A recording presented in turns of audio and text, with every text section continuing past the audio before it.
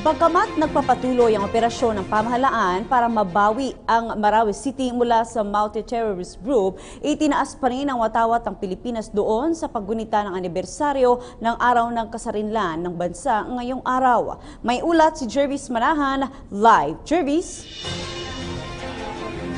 Yes, Princess, bagamat nagpapatuloy naman ang flag raising ceremony dito sa provincial capital ng Lanao del Sur sa Marawi City kanina. Simbolo daw ito na kahit na may mga tao na naghahasik pa rin ng gulo ay hindi naman magpapatalo ang ating gobyerno, ang sandatahang lakas at mismong mga Maranao na apektado pa rin ng bakbakan. Kasama sa mga dumalo sa seremonya ang mga opisyal ng AFP at PNP, mga rescue teams, ang LGU, ilang residente at iba pang ahensya ng pamahalaan na tumutulong sa pagbabawi ng Marawi City mula sa Maute.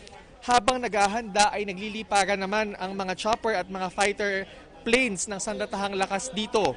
Kasabay ng pagtataas ng watawat ng Pilipinas at ng pag-awit ng lupang hinirang kanina ay malalakas din ng pagsabog ng mga bomba na inihulog ng AFP sa ating mga kalaban. Pagkatapos ng pagtataas ng bandila ay emosyonal na nagbigay na mensahe sina Vice Governor Bombit Adyong at 103rd Deputy Commander Jose Maria Cuerpo. Sinabi ni Cuerpo na hindi sila susuko hanggang hindi nila nagagapi ang mga kalaban. Emosyonal din si Vice Governor Adyong at sinabi niya na hindi papayag ang mga Maranao na maagaw sa kanila ng masasamang elemento ang Marawi City. Ang mas malaking hamon daw sa ngayon, Princess, ay ibalik o i-rehabilitate ang buong lungsod dahil ngayon nga ay may mga natatanggap tayong reports na matindi na ang damages doon. Ang iba nating kababayan dito, Princess, hindi napigilan na maluha dahil sa mga pangyayari. Kung maaalala kasi natin ay ngayong araw ang target ng AFP na maubos ang mga kalaban para makalaya na din ang Marawi City.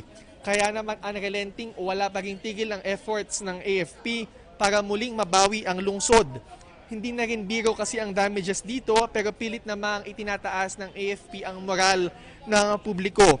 Nangako sila na malapit na ang tagumpay at muling babangon ng Marawi City mula sa mga abo ng sunog at pagsabog. Sabi nga ni Vice Governor Adyong ay hindi pa man malaya ang Marawi ngayong araw ng kalayaan ay hindi naman sila nawawala ng loob na sa lalong madaling panahon ay muling makakamit ang kalayaan. Yan muna ang latest mula dito sa Marawi City, Princess. Maraming salamat, Jervis Manahan.